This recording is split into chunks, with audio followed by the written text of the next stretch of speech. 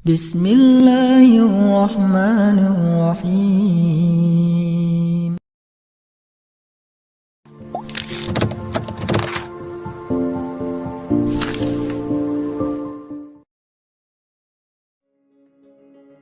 Awas, Anda jangan tertipu dengan orientalis. Sekarang banyak disebarkan tuh, termasuk teman-teman kita non-muslim. Nah, itu isu palsu tuh. Anda kalau ada pernyataan begini, umat Islam tuh tidak memuliakan perempuan, enak aja menikah dengan berapa, ya dan sebagainya, poligami. Demi Allah saya katakan, itu racun yang ditanamkan. Anda salah baca.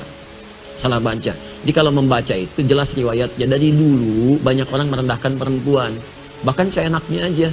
Ya dulu di Cina ada raja yang kaisar itu selirnya aja 1000 tuh, waduh luar biasa. Setahun cuma mengunjungi berapa, 365 istrinya. Ya itu 3 tahun sekali baru kekunjungin istrinya. Ya sebelumnya lagi kan ada lagi lebih banyak lagi. Zaman jahiliyah di Eropa itu banyak juga seperti itu.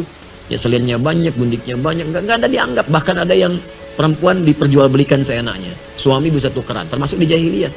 Datang Islam, diluruskan itu semua. Diarahkan dengan baik. Jangan perlakukan perempuan seperti itu, kata Al-Quran. Turun Quran surah ketiga 36, perempuan punya keistimewaan, diberikan hak di situ, diberikan bagian warisnya. Dulu nggak ada warisan, diberikan waris untuk mengangkat derajat perempuan, termasuk dibatasi. Kata Allah, jangan begitu, kamu seenaknya kuburkan perempuan ratusan ribuan, tidak. Kalau kamu memang sanggup untuk bisa menikah lebih daripada satu perempuan, ini alasannya. Kalau bisa jangan lebih dari 4. Nggak ada satu pengen nambah 2, dia pengen nambah 3, 4 cukup. Di luar batas kesanggupan itu tidak. Cuma Nabi Muhammad yang saya berikan kemudian petunjuk untuk menikah dengan 9 perempuan. Di Al-Bukhari nomor hadis 5068. Ya, dari Anas bin Malik. 9 pun itu dengan hikmah, bukan untuk dunia. Karena semuanya rata. Kenapa dinikahkan dengan Aisyah radhiyallahu taala anha? Allah yang pilihkan. Kenapa? Untuk mewarisi keilmuan Nabi. Makanya dari Sayyidah Aisyah nggak ada keturunan. Dan jangan hujat Nabi, oh anak kecil 10 tahun nikah dengan kakek-kakek 50 tahun. Ya mana ada orang tua begitu. Anda yang kurang baca. Jangan sampai kekurang pengetahuan Anda jadi menuduh Nabi, itu nggak boleh. Nggak boleh, dan melukai. Nggak bisa. Jangan dibaca konteks dulu dengan sekarang. Orang dulu itu beda dengan kita sekarang. Mereka udah terbiasa menikah dengan usia yang muda. Abdullah bin Amr bin As itu nikah usianya berapa tahun? Itu beda usia dengan bapaknya 11 tahun. Ya, bapaknya itu 23 tahun. Anak 9 tahun udah minta nikah. Bapaknya nikah usia 11 tahun. Ada yang mengatakan 10 tahun, ada yang mengatakan 13 tahun. Masih itu biasa menikah dalam keadaan muda. Saya baru dari Paris kemarin. Paris, lampu merah, sonongan dikit tuh. Ya, itu Louis menikah dengan Maria Antoinette. Usia berapa tahun? 13 tahun. Itu di Eropa. Itu biasa. Saya tanya begini deh, di zaman-zaman dulu ya. Raden Ajeng Kartini, era Kartini, berapa usianya saat dipinggit? Masih belia kan? Dipinggit kemudian baru lantas dinikahi dalam usia baliknya. Ya, mengandung, melahirkan, meninggal dunia. Itu kan usia yang sangat muda. Apa Anda mau menertawakannya? Coba saya tantang sekarang. Siapa yang berani melecehkan Kartini, pahlawan nasional? Ayo bicara sekarang. Anda akan dihukum, banyak orang menyoal pahlawan nasional. Sekarang manusia biasa saja Anda tidak bincangkan karena takut dengan manusia. Kenapa Anda berani kemudian menyoal Rasulullah SAW dengan Sayyidah Aisyah? Anda siapa? Kalau nggak paham ilmu jangan bicara. Kalau nggak paham ilmunya belajar dulu, takut khawatir salah ucap. Karena itu jangan sembarangan mengatakan sesuatu. Di konteks dulu, dibaca dulu, dilihat dulu apa hikmahnya. Ternyata dipilih yang paling belia ini, kemudian setelah balik baru diajak berumah tangga, hidup berumah tangga, itu untuk belajar kehidupan fikih di rumah tangga. Bagaimana mandinya Nabi di rumah tangga, bagaimana bangun tidurnya, bagaimana saat Nabi kemudian menyantap makanan. Kan hadisnya banyak dari Sayyidah Aisyah.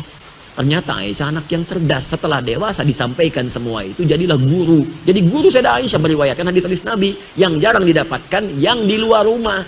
Sebab gak semua orang bisa masuk rumah. Kalau yang lainnya banyak. Sayyidah Khadijah ada wafat duluan sebelumnya. Ya, Zainab meriwayatkannya sedikit-sedikit, tampilan yang khusus. Saudah binti Zam'ah saat Anda jadi nenek-nenek dewasa seperti apa berbakti pada suami. Kalau suami masih ada di situ. Jangan sampai canda hilang. Ya, Saudah binti Zam'ah itu sudah sepuh, Nabi menikah tapi masih bisa bermain canda dengan Nabi. Pulang masak, senang masak beliau, bikin adonan. Nabi diambil adonan, dicolekkan di keningnya, tertawa bersama. Masih kakek nenek pun masih bisa bercanda, langgeng kehidupan cintanya. Contoh. Dia ada contoh kalau istri Anda masih belia, bagaimana membahagiakannya. Contoh istri Anda sepadan, bagaimana membahagiakannya. Contoh kalau sudah sepuh, bagaimana membahagiakannya. Contoh model, karena Nabi diutus jadi model. Anda diutus, model dunianya nggak laku. Enggak, makanya nggak ada utusan, kita itu diciptakan untuk mengikuti model, dipraktekkan dalam hidup. Begitu cara bacanya. Jadi kalau bacanya begitu enak kita. Saya mohon maaf ya kalau terkait Allah, Nabi, mungkin tegas saya itu. Tapi tegas itu karena sayang, bukan benci. Takut Anda punya masalah. Sedangkan Anda itu kawan saya, sahabat saya doakan. Kan paling nggak enak berpisah dengan sahabat kita. Atau ada orang dibenci Nabi, kita paling nggak enak.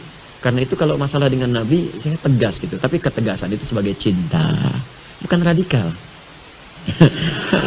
Bukan radikal. Ini saksi antum nih. Tunjukkan pada saya radikal saya di mana. Nanti saya perbaiki.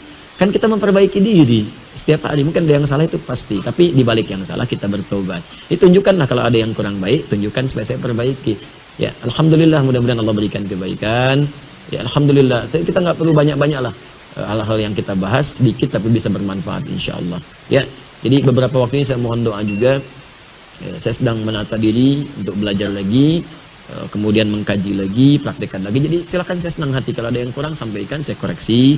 Kalau ada praktek yang kurang tepat sampaikan, saya perbaiki. Jadi kita bisa berbuat lebih baik lagi insya Allah.